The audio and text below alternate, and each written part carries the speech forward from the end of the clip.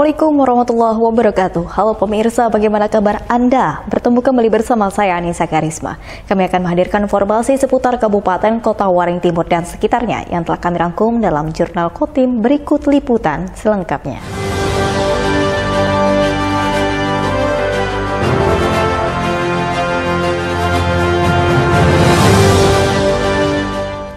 Pemirsa, Badan Pusat Statistik Kota Waring Timur akan melakukan pendataan registrasi sosial ekonomi masyarakat yang dimulai sejak tanggal 15 Oktober mendatang. Dukungan semua pihak dibutuhkan agar proses pendataan berjalan lancar serta menghasilkan data yang akurat. Sebagai persiapan melakukan pendataan registrasi sosial ekonomi masyarakat, Rabu 6 Oktober, BPS Kota Waringin Timur gelar sosialisasi kepada sejumlah pemangku kepentingan. Sosialisasi menyasar pihak perusahaan perkebunan, pemerintah desa, camat, serta TNI Polri. Kepala BPS Kota Waringin Timur, Edi Surahman mengatakan, pendataan untuk kondisi kesejahteraan dan sosial ekonomi masyarakat. Informasi yang dikumpulkan meliputi kondisi sosial ekonomi, perumahan dan sanitasi, kepemilikan aset, tingkat kesejahteraan, serta informasi sosial ekonomi lainnya. Proses pendataan akan berlangsung dari tanggal 15 Oktober hingga 14 November mendatang. Hasilnya akan digunakan pemerintah dalam menentukan berbagai program pembangunan. Untuk itu, dukungan dari semua pihak sangat dibutuhkan agar proses pendataan berjalan lancar serta menghasilkan data yang akurat. BPS dipercaya untuk mengumpulkan data seluruh penduduk Indonesia untuk membangun basis data penduduk terkait dengan kesejahteraan sosial dan ekonominya. Nah, di mana data ini nanti akan digunakan, kedepannya akan digunakan pemerintah dalam berbagai program perlindungan sosial. Jadi kami sangat berharap kegiatan ini bisa berjalan lancar. Dan tentunya dukungan dari semua pihak itu sangat kami harapkan ya. Nanti pendataan ini akan berlangsung tanggal 15 Oktober hingga 14 November ya. Ini mudah-mudahan berjalan lancar dan dapat dukungan dari banyak pihak, dan tentunya kami butuh bantuan rekan-rekan media ya untuk menyampaikan ke masyarakat ya, supaya kegiatan ini bisa diketahui dan masyarakat juga bisa memberikan penerimaan yang baik kepada petugas kami. Tapi arahnya mungkin lebih banyak ke arah ekonomi, kondisi sosial dan ekonomi masyarakat. Pendataan registrasi sosial ekonomi masyarakat akan melibatkan 800 orang petugas. Para petugas yang masing-masing akan mendata 250 kepala keluarga tersebut saat ini tengah menjalani pelatihan. Mashud Badarudin, Hayat TV. Aksi solidaritas untuk korban tragedi Kanjuruhan Malang datang dari berbagai daerah di Indonesia, termasuk di Sampit, Kabupaten Kota Waring Timur, yang pada Kamis 6 Oktober sore ratusan pecinta sepak bola beserta aparat kepolisian menggelar doa bersama. Doa bersama untuk para korban tragedi Kanjuruhan Malang digelar di Gedung Olahraga Habaring, Hurung Sampit. Doa bersama diikuti ratusan pencinta olahraga sepak bola, khususnya Aremania Sampit. Doa bersama digelar sebagai bentuk solidaritas serta rasa simpati atas duka mendalam terhadap peristiwa di Kanjuruhan Malang, yang hingga kini setidaknya telah menelan 131 korban jiwa. Diharapkan peristiwa kelam dunia olahraga sepak bola tersebut menjadi yang terakhir dan tidak kembali terulang. Semua pihak, khususnya para supporter sepak bola, dapat mengambil hikmah dari kejadian tersebut dan menjadikan momen ini sebagai titik balik bersatunya seluruh supporter sepak bola di Indonesia. Ya, kita harapkan sebagai supporter di Indonesia, berharap dengan adanya ini kita ambil hikmahnya supaya semua supporter bisa bersatu lagi untuk mendukung tim kebanggaan masing-masing dengan secara profesional tanpa terjadi hal-hal yang seperti kemarin itu, Pak. Kita di Kotim ini sebagai Aremania Sampit selalu mendoakan mudah-mudahan para sedulur-sedulur yang meninggal menjadi korban, semoga husnul khotimah dan ditempatkan di tempat yang layak di sisinya. Amin. Kami berharap semoga kedepannya untuk supporter di seluruh Indonesia bisa lebih kondusif dan ya damailah, jangan ada yang membawa egonya masing-masing, supaya kedepannya tidak lagi terjadi kejadian seperti ini. Saya ucapkan turut berduka cita sedalam-dalamnya untuk para korban. Semoga mereka yang menjadi korban bisa husnul khotimah dan mereka yang masih dirawat di rumah sakit cepat sembuh. Kapolres Kota Waringin Timur, AKBP Sarvani berharap masyarakat dapat bersama-sama menjaga kondusivitas daerah, sehingga berbagai kegiatan olahraga termasuk sepak bola ke depan dapat berjalan tertib dan lancar. Harapan kami khususnya untuk wilayah Kota Sampit, Kabupaten Kotin bisa saling sinergi untuk mewujudkan, menjaga dan memelihara situasi Kamtipmas, sehingga semua aktivitas olahraga yang dilaksanakan oleh masyarakat pecinta olahraga dapat dilaksanakan dengan baik. Yang kedua, harapan kami kejadian yang ada di Malang tidak terulang ke depannya. Kita semuanya saling menjaga diri, saling menghormati, dan saling menghargai, sehingga apa yang dilaksanakan oleh petugas dan apa yang dilaksanakan oleh para supporter maupun pecinta olahraga dapat berjalan seiring bersama, bersinergi untuk kemajuan bangsa Indonesia. Tragedi Kanjuruhan Malang yang menelan korban hingga 131 jiwa menjadi sorotan banyak pihak, bahkan hingga tingkat internasional. Peristiwa ini menjadi sejarah kelam dunia olahraga sepak bola. Masud Badarudin, Hayat TV. Pemirsa, tahukah Anda pemerintah pusat akhirnya membatalkan penghapusan tenaga honorer atau kontrak pada tahun 2023. Hal itu disambut gembira tenaga kontrak di Kota Waringin Timur. Namun pemerintah daerah setempat belum menerima surat resmi pembatalan penghapusan tenaga kontrak tersebut. Berikut liputan selengkapnya untuk Anda. Berdasarkan peraturan pemerintah atau PP nomor 49 tahun 2018 tentang status kepegawaian di lingkup instansi pemerintah pusat dan daerah, menegaskan akan menghapus tenaga honorer atau kontrak mulai tanggal 28 November 2023 mendatang. Belakangan, pemerintah pusat membatalkan penghapusan tenaga kontrak tersebut karena adanya keberatan dari sejumlah pemerintah daerah. Wacana pembatalan itu disambut gembira tenaga kontrak di Kota Waringin Timur. Salah satunya seorang guru tenaga kontrak di Sekolah Dasar Negeri 3 Mentawa Baru Hulu, Revi Pasaribu.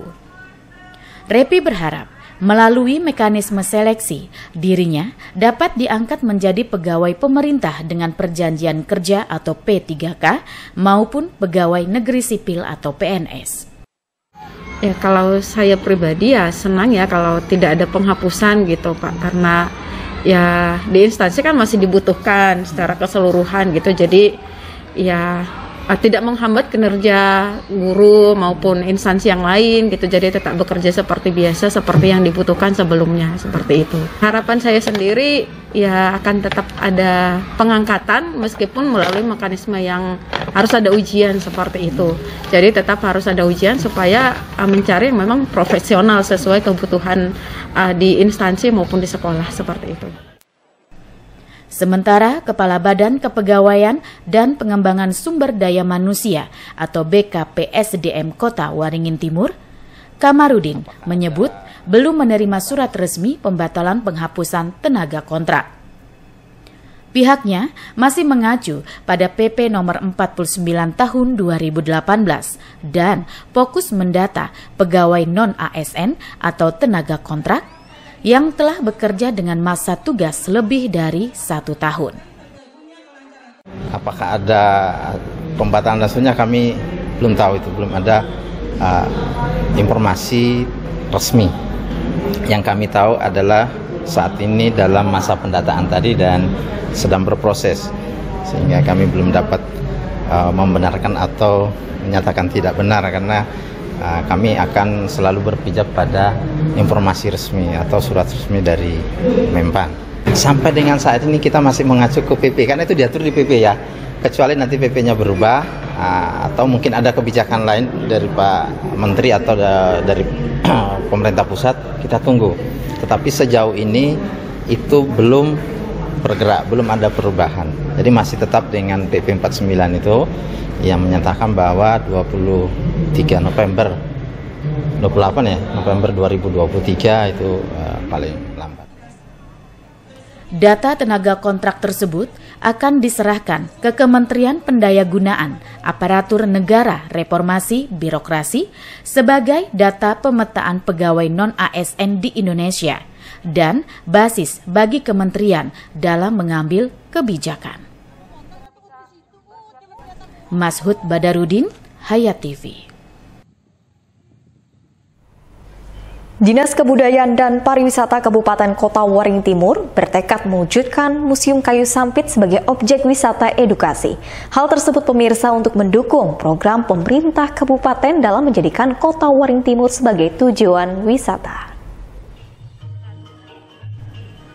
Sebagai upaya mewujudkan Museum Kayu Sampit sebagai objek wisata edukasi, belum lama ini, Dinas Kebudayaan dan Pariwisata atau Disdupar Kota Waringin Timur menggelar fokus grup diskusi tentang Museum Kayu Sampit.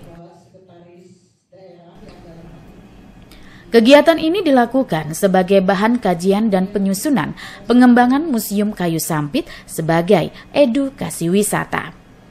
Museum Kayu Sampit merupakan satu-satunya museum yang menyimpan sejarah kejayaan perkayuan di Provinsi Kalimantan Tengah, khususnya di Kabupaten Kota Waringin Timur.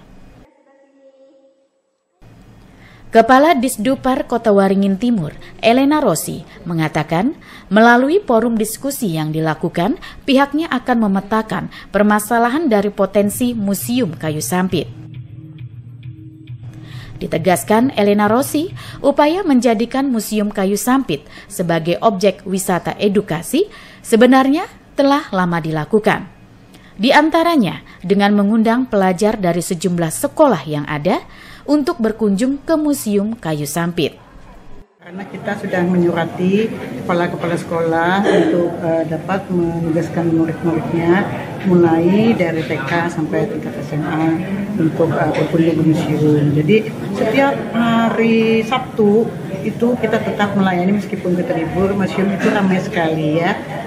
Kemarin juga kita waktu ada kegiatan museum, ulang tahun museum, kita juga ada mengundang beberapa sekolah untuk menjelaskan tentang arti museum itu, dan mereka menyambut baik. Mudah-mudahan kedepannya museum itu bukan hanya museum kayu, tetapi museum benda-benda antik atau benda-benda lama yang ada di Sampit. Melalui forum diskusi tersebut diharapkan dapat menghasilkan kajian tentang pengelolaan Museum Kayu Sampit dan membangun citra museum yang mampu mengundang pengunjung. Apalagi sejak 5 tahun terakhir, Kota Waringin Timur telah menjadi salah satu daerah tujuan wisata di Kalimantan Tengah. Mashud Badarudin, Hayat TV.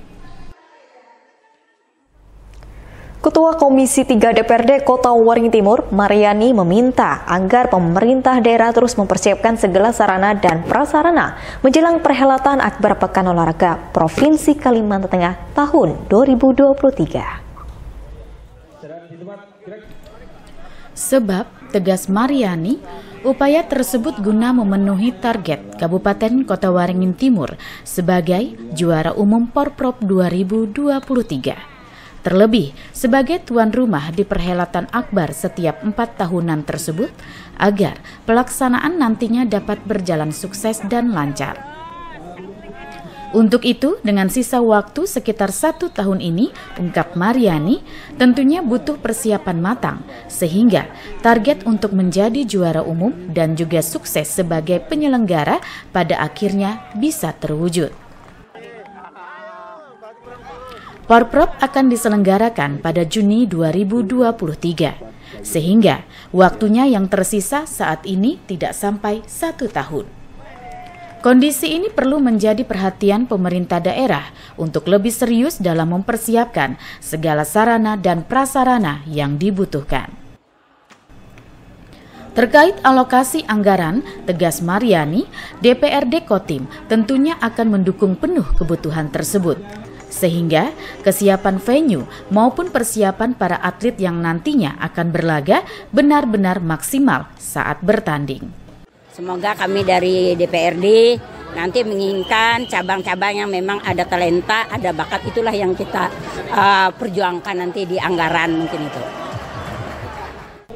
Mariani juga berpesan agar seluruh induk cabang olahraga semakin mengintensifkan segala persiapan dan kebutuhan para atlet Kotim, sehingga tidak lagi ditemukan kendala pada pelaksanaan Porprov 2023 mendatang.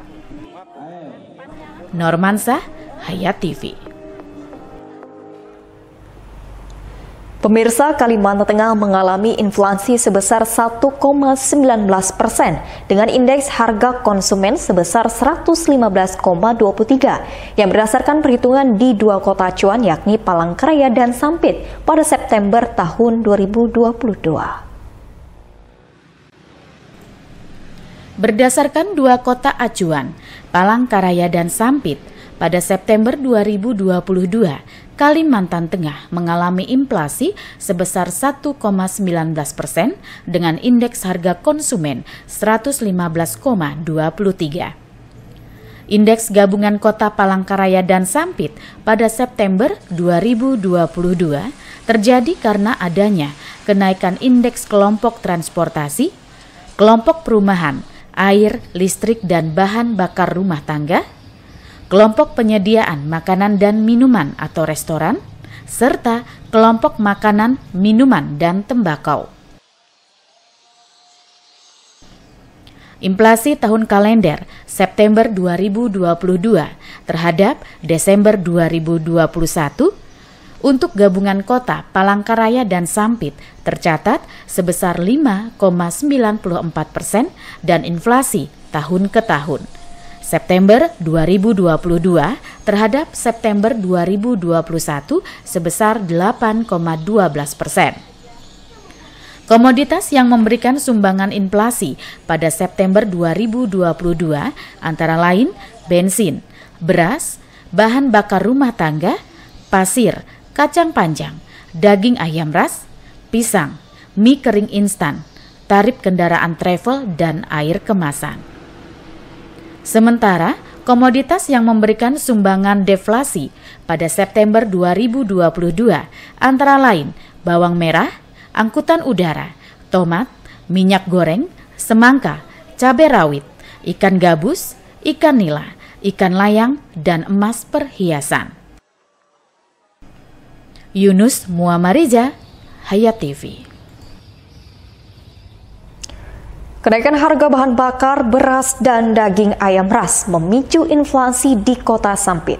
Berdasarkan hasil pemantauan BPS pada September tahun 2022, tepatnya di Kota Sampit mengalami inflasi sebesar 1,43%. Perkembangan harga berbagai komoditas pada September 2022 di Sampit secara umum menunjukkan adanya kenaikan.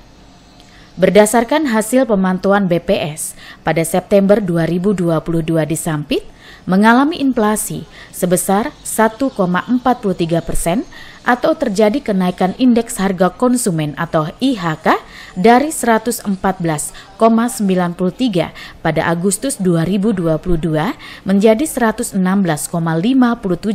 pada September 2022. Tingkat inflasi tahun kalender September 2022 terhadap Desember 2021 sebesar 5,62% dan tingkat inflasi tahun ke tahun September 2022 terhadap September 2021 sebesar 8,85%.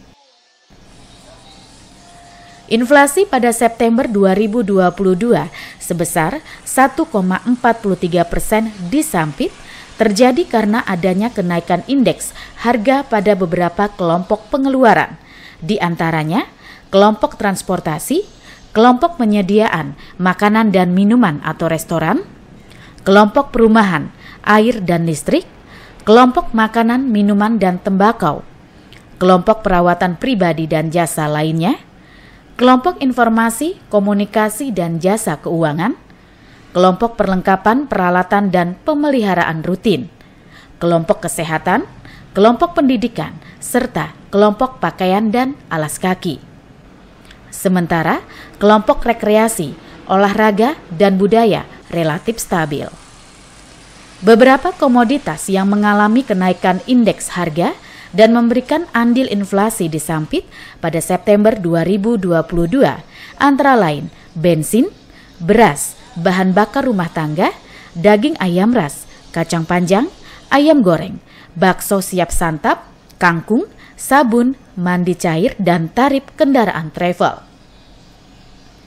Sementara itu, beberapa komoditas yang mengalami penurunan indeks harga dan memperlambat laju inflasi antara lain tomat, bawang merah, minyak goreng, cabai rawit, ikan nila, ikan layang, telur ayam ras, emas perhiasan, semangka, dan makanan ringan atau snack.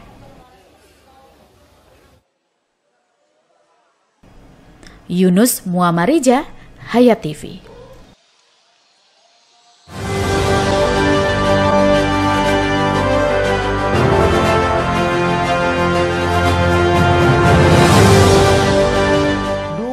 TV di rumah Inyong cuma jadi pajangan. Lah kepriben punya TV gambar nggak bisa ditonton. Bruwet sampai ganti TV, ganti kabel, ganti antena, pindah tempat. Tetap baik, bruwet. Maring sekarang sejak Inyong pakai TV digital, di rumah Inyong jadi rame terus. Gambar TV nggak semutan, suara jernih, celing. Pasangnya gampang, nggak pakai ribet. Ayo pakai TV digital aja, kelalen pasti celing.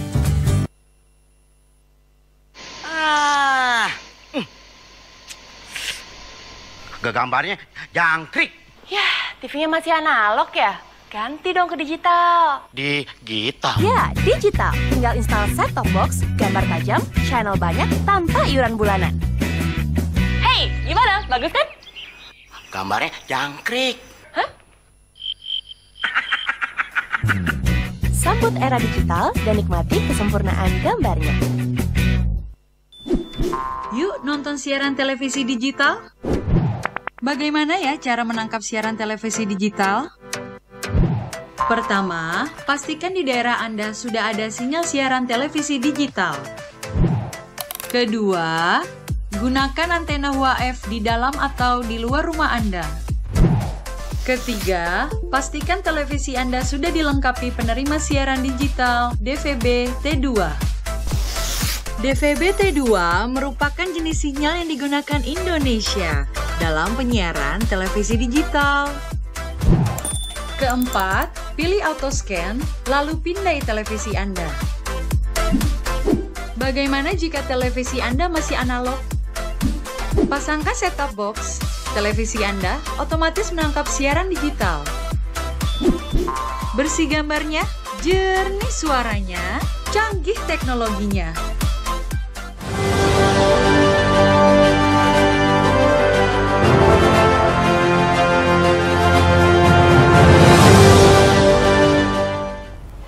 Ribuan warga Kabupaten Kota Waringin Barat tumpah ruah di sepanjang Jalan Pangeran Antasari, Jalan Hasanuddin, dan Jalan Prakusuma Yuda yang menjadi rute untuk menyaksikan pawai nasi adap guna memeriahkan Hari Jadi Kabupaten berjuluk Bumi Merunting Batu Aji. Ribuan warga dari berbagai wilayah di Kabupaten Kota Waringin Barat atau Kobar tumpah ruah di sepanjang Jalan Pangeran Antasari, Jalan Hasanuddin, dan Jalan Prakusuma Yuda yang menjadi rute pawai nasi adap yang merupakan rangkaian kegiatan HUT ke-63 Kabupaten Kota Waringin Barat, Kamis 6 Oktober 2022. Sejak pagi sebelum pawai dilepas oleh PJ Bupati Kobar, warga sudah memadati sepanjang bahu jalan yang hendak dilalui peserta pawai. Ratusan pedagang dan UMKM pun tidak mau ketinggalan untuk mengais rezeki di arena pawai nasi adap kali ini. Tidak hanya dari kota Pangkalan Bun saja yang menyaksikan pawai nasi adat yang menjadi agenda tahunan setiap HUT Kobar, namun juga warga dari beberapa kecamatan di Kobar yang turun menyaksikan. Antusiasme warga terhadap gelaran pawai nasi adat ini disebabkan karena kerinduan yang terpendam selama 2 tahun sejak pandemi COVID-19 baru kembali digelar. Nampak keceriaan terlihat pada pawai nasi adat baik dari para peserta maupun warga yang menyaksikan. Meskipun panas terik sepanjang pawai dilaksanakan tidak menyurutkan antusias warga.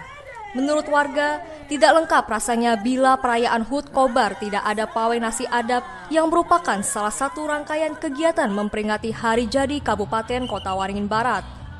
Pawai nasi adat yang diikuti ribuan peserta dari berbagai kalangan mulai dari pelajar hingga instansi dan organisasi serta masyarakat umum ini berlangsung lancar.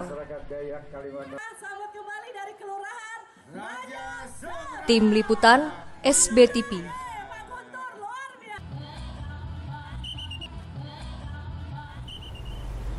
Sementara itu pemirsa, mobil rombongan kesenian yang hendak mengikuti pawai nasi adat asal desa Sumberagung mengalami kecelakaan tunggal dengan posisi terbalik di Jalan Ahmad Yani, Desa Purbasari, Kecamatan Pangkalan Lada, Kabupaten Kota Waringin Barat. Tidak ada korban jiwa, namun sejumlah penumpang mengalami luka dan harus mendapatkan perawatan di rumah sakit. Rombongan kesenian Jaranan Singo Barong dari Desa Sumberagung, Kecamatan Pangkalan Lada, Kabupaten Kota Waringin Barat yang hendak mengikuti pawai nasi adat mengalami kecelakaan tunggal di ruas Jalan Ahmad Yani, tepatnya di depan pabrik pengolahan air dalam kemasan Naida, setelah ban pickup yang mereka tumpangi pecah sehingga terguling. Para penumpang mobil pickup yang terbalik histeris dan menjerit kesakitan dan panik, termasuk beberapa anak yang ikut dalam rombongan. Warga sekitar dan juga rombongan lain yang juga akan ikut pawai dan berada di lokasi kejadian langsung memberikan pertolongan dan menyelamatkan para penumpang yang terjepit. Beberapa penumpang nampak terluka, bahkan beberapa tidak sadarkan diri. Oleh warga, sebanyak 9 orang korban yang mengalami luka dan cedera dilarikan ke Rumah Sakit Umum Sultan Imanuddin untuk mendapatkan perawatan.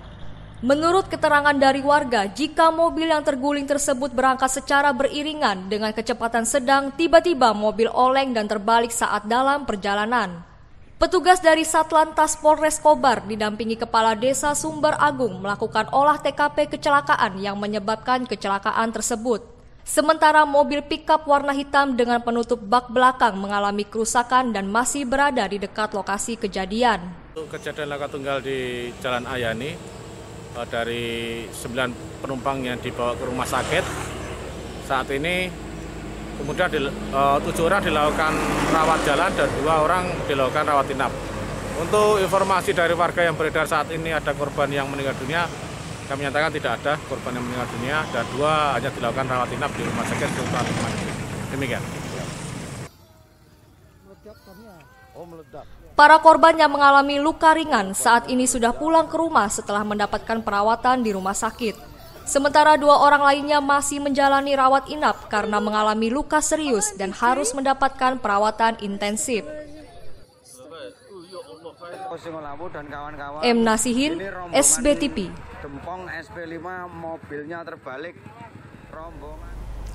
Demikian pemirsa liputan Jurnal Kotim yang telah kami sampaikan. Berita tadi sekaligus menutup perjumpaan kita pada hari ini. Saya Anissa Karisma mau undur diri dari hadapan Anda dan mewakili seluruh jajarannya bertugas. Akhir kata, wassalamualaikum warahmatullahi wabarakatuh dan sampai jumpa.